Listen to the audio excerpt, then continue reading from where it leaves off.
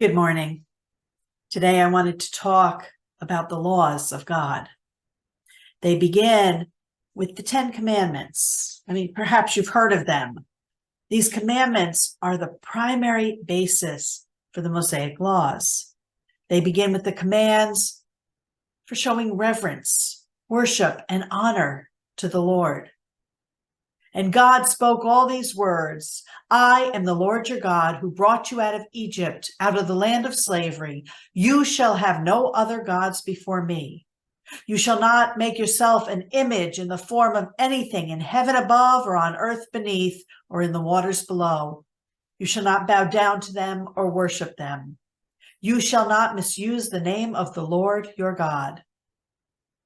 Then the commands shift with a reminder that we need to care for ourselves. Remember the Sabbath day and keep it holy. 6 days you shall labor and do all your work, but the seventh day is a Sabbath day to the Lord your God. Then these commands shift once again to how we are to interact and treat with others. Honor your father and your mother. You shall not murder. You shall not commit adultery. You shall not steal. You shall not give false testimony against your neighbor. You shall not cover your neighbor's house, your neighbor's wife, or his male or female servant, his ox or donkey, or anything else that belongs to your neighbor. Now, these 10 commandments seem pretty straightforward, and many of them are the basis for establishing some of the laws in our own country as well as other countries around the world. But for people of faith, these aren't the only laws that there are to follow. It's not only 10 and done. In fact, throughout the Torah, the books that follow Exodus now, Moses gives the people of Israel more than 600 laws that are all related to worshiping God, self-care, and the treatment of others. Over 600. Let's be real. How can we obey 600 laws every single day? Most people, including many, many Christians, struggle to remember the first 10, let alone 600. Well, thankfully, when Jesus was here, he summed up the laws for us in a way that makes it much easier to remember. He said, love the Lord your God with all your heart, with all your soul, and with all your mind. This is the first and greatest commandment, and the second is like it. Love your neighbor as yourself. All the law and the prophets hang on these two commandments. All the laws, all 600 and some odd laws summed up. First, in loving God. Second, loving yourself. And third, loving your neighbor, which Jesus later demonstrates includes everyone, including our enemies. Now, unfortunately, both history and our own lives have clearly demonstrated that this summation, while easier to remember, doesn't make it easier to live out.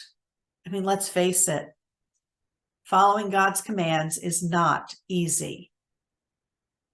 While it is easy to love the neighbors we like and get along with, it's not easy to love all our neighbors, to care for those who hurt us. If we're honest, it's not even easy to love God with all our heart, soul, and mind. That requires a level of trust that most of us struggle with. But that's what followers of Christ are called to do. Proverbs 3:5 says, trust in the Lord with all your heart. Lean not on your own understanding. Trusting in God means transferring that confidence you have, that confidence and hope from yourself and the things of this world to God. It's about letting go of your own wisdom and strength and allowing God's wisdom and power to guide your life.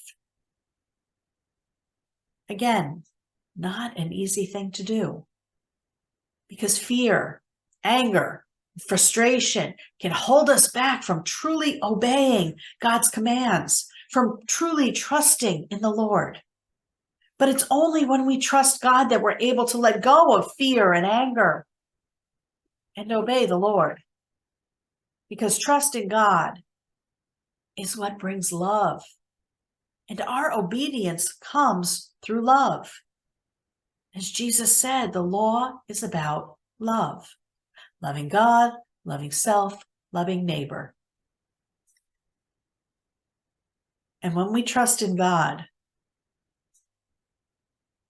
the love of the Lord is made visible in our words and our actions every single day. These two words, trust and obey, are the basic defining elements of faith. In faith, we trust God, and that trust leads to obedience. And this is the central theme for the hymn, Trust and Obey, written in 1887 by John H. Sammis. The inspiration for this hymn actually came from a simple sentence spoken during one of Dwight L. Moody's renowned revivals. This one was held in Brockton, Massachusetts. And one night, a young man stood up to testify about his confidence of salvation. But he said, "I'm not quite sure, but I'm going to trust and I'm going to obey." Now, the composer, Daniel B. Towner, was there that night. He heard these words and he jotted that sentence down. He sent it with a little story to Sammis, who created the lyrics while Towner composed the tune that went with them, and a new hymn was created. Now, too often in life, we give in to the temptations and choose the wrong path. We foolishly try to fill some empty place in our lives with wants and desires. But these are places only God can fill. God commands us to love and trust him, because God knows that when we do, when we open ourselves to God's great love, when we find all the satisfaction and joy we could ever want or need, this then leads to obedience in how we relate to God, how we care for ourselves, and how we treat other people. Trust and obey, for there's no other way to be happy in Jesus but to trust and obey. Amen.